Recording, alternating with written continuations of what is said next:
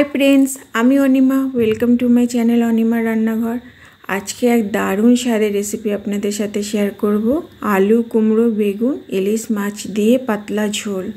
तो सबार आगे बंधुरा आमार এই চ্যানেলটাকে একটা লাইক কমেন্ট শেয়ার সাবস্ক্রাইব অবশ্যই করবেন। কড়াইটা আমার গরম হয়ে গেছে, এতে আমি সরষের তেল দিয়ে দিলাম। তো আজকে রেসিপিটা আমি পুরো সরষের তেলেই বানাবো। তেলটা গরম হয়ে গেছে, মাছগুলো ধুয়ে আমি নুন হলুদ মাখিয়ে রেখেছি। মাছগুলো আমি তেলের মধ্যে দিয়ে দিলাম। একে একে আমি সব মাছগুলো ভেজে নেব। আমি লম্বা লম্বা করে আলু আর কুমড়ো আর বেগুন আমি সব কেটে রেখে দিয়েছি। এটা একদম অল্প মশলাতে হয়, এতে এক্সট্রা কোনো মশলা কিছুই লাগেই না। খালি এটা আমি আজ জিরে আর কাঁচা লঙ্কা দিয়েই বানাবো। মাছটা আমার ভাজা হয়ে গেছে, এবার আমি মাছটাকে উঠিয়ে রেখে দেব।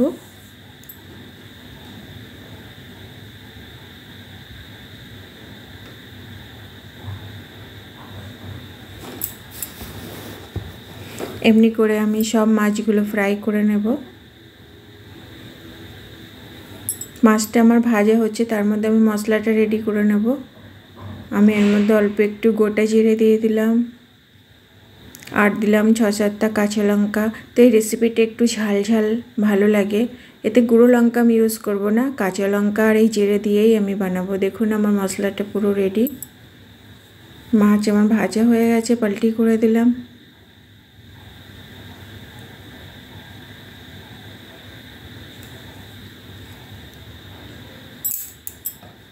তো দেখুন আমার মাছগুলো সব ফ্রাই হয়ে গেছে।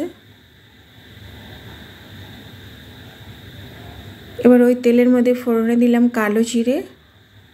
প্রথমে আমি কেটে রাখা আলুগুলোকে দিয়ে দিলাম। আলুগুলো একটু হালকা ফ্রাই করে নেব,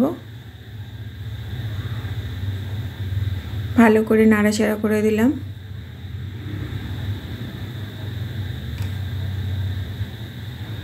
আলুগুলো আমার হালকা ফ্রাই হয়ে গেছে, এবার আমি কুমড়োগুলোকে দিয়ে দিলাম। তো কুমড়ো আলু একসাথে আরও আমি 2 মিনিট ফ্রাই করব। এর মধ্যে ছোট্ট একটা টমেটো কেটে দিলাম। টমেটোটা অপশনাল হলো, আপনারা চাইলে দিতেও পারেন, আবার না দিলেও কোনো অসুবিধা নেই। এবার আমি ভালো করে নাড়াচাড়া করে দিলাম। এবার আমি কেটে রাখা বেগুনগুলোকে দিয়ে দিলাম। তো এবার সব একসাথে আমি এটাকে ফ্রাই করব।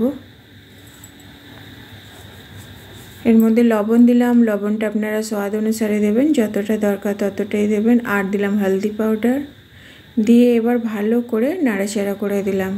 তো এটা বহুতই সিম্পল অ্যান্ড ইজি প্রসেস হলো, আর একদম অল্প মশলায় এটা রেডি হয়। আর এটা একটু পাতলা ঝোল হবে, তো ওই ঝোলটা খেতে দারুণ লাগে। এবার আমি যে মশলা করেছিলাম জিরে আর কাঁচা লঙ্কা, ওই মশলাটা আমি দিয়ে দিলাম। দিয়ে এবার ভালো করে এটা কষাতে হবে, এমনভাবে কষাতে হবে যেন জিরের কোনো কাঁচা গন্ধ না থাকে। ভালোভাবে কষানো হয়ে গেলে তারপর এর মধ্যে আমি জল দিয়ে দেব। এর মধ্যে আমি 4টে কাঁচা লঙ্কা দিয়ে দিলাম,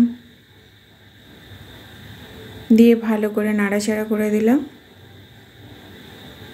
আবার এটা মাঝখানে নাড়তে থাকতে হবে যেন তলায় না লেগে যায়।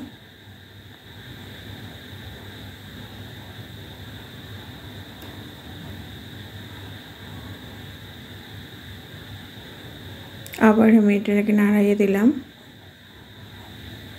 দেখুন আমার ভালোভাবে ফ্রাই হয়ে গেছে। এবার এর মধ্যে আমি পরিমাণ মতো জল দিয়ে দিলাম। ঝোলটা ফুটে উঠলে তারপর আমি এর মধ্যে মাছগুলোকে অ্যাড করব। দেখুন ঝোলটা ফুটে গেছে। এবার ভেজে রাখা ইলিশ মাছগুলো আমি দিয়ে দিলাম।